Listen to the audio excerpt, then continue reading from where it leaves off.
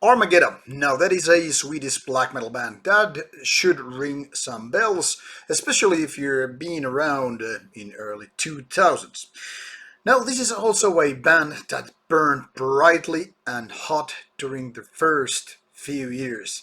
Then it kinda vanished, or just something strange happened as the band did three albums, good ones that is, in a relatively short span of years, and then basically nothing except a little EP or something like that along the years. However, Nordvis, the Swedish label that is very known for their quality releases, especially coming from Sweden, has released Armagedda's first two albums. Now, the first one was featured already in the spring 2019, and now it's time for the second album being reissued, and now with a couple of bonus tracks. Let's start with those. So as you can see, there are 12, 11 tracks. I cannot even count. 11 tracks all in all, which makes this album, this reissue one, about 54, 55 minutes lengthy, while it used to be around 10 minutes shorter with 9 tracks, Ghostwood being the last track.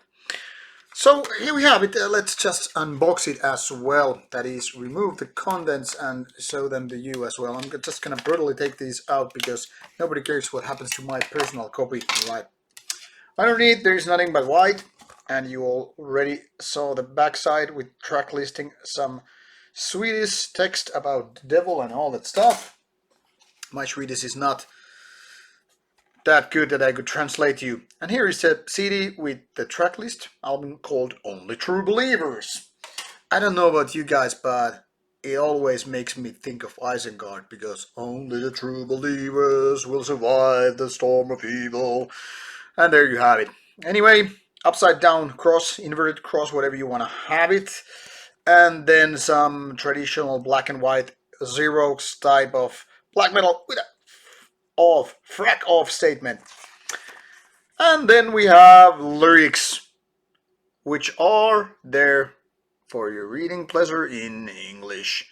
The Zoom is trying to so hard, bear with me, which it is failing. But then again, who watches these videos for lyrics anyway? You're gonna buy it if you're gonna read it and all that stuff. Now, Armagedda's music is raw black metal in a very, very Swedish, one could say even Nordic, Norse sense. Being Nordic black metal in this Norwegian or Swedish sense is obviously a good thing. One could even say that along with Kraft, another Swedish black metal band, Armagedda was basically doing their kind of a modern version of what Darkthrone did about 10 years previous to this one.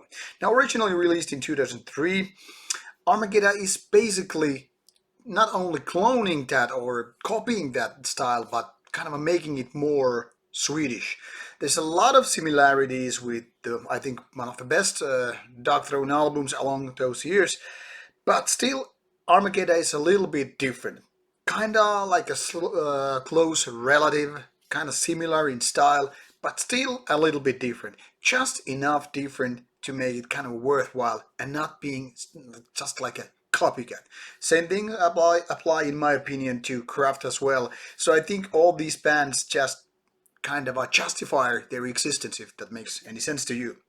My point is, Armageddon's raw black metal is very riff driven, and it's also very dark and kind of evil, and at the same time also a little bit violent. So it's very different from those bands that are more into atmospheric style, creating music that is kind of a homage to beautiful Nordic nature and all that stuff, because they are usually the soothing type. Whereas Armageddon is very drift driven and very much to kind of to the roots of 1990s black metal, when it was about kind of darkness, evil, Satan, church stars and all that stuff. Now, obviously, different cups of tea for different folks, different strokes. And in that respect, I couldn't say that Armageddon is for everybody. It's definitely not for the mainstream black metal fan.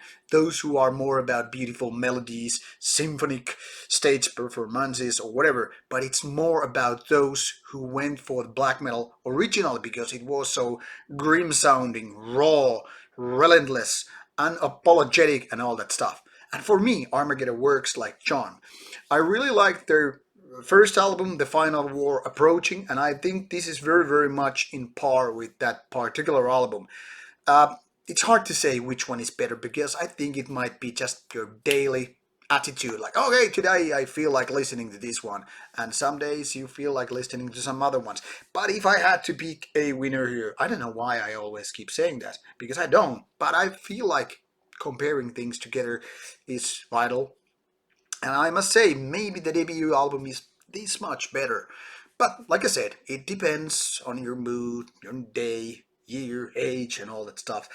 Point is here this Armageddon is still very much worth buying, worth listening to. So, click to your website, listen to that, and get the reason to buy this beautiful piece of an album.